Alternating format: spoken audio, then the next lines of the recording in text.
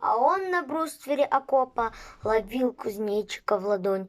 Не представляла вся Европа, как мог выдерживать огонь и выносить снега со стужей простой советский паренек. Его в окопе танк утюжил, он уцелел и танк поджег. Казалось, все, остался пепел, жар пепла выдержать нельзя. Из пепла встал, врагам ответил, за ним в атаку шли друзья. Пощады подлым нет фашистам за слезы братьев и сестер, за то, что дом у речки чистой был ими превращен в костер, за то, что нагло сапогами враг землю русскую топтал. Мстил паренек, а меж боями ромашку каской прикрывал. Тогда вокруг олели маки, где он кузнечиков ловил.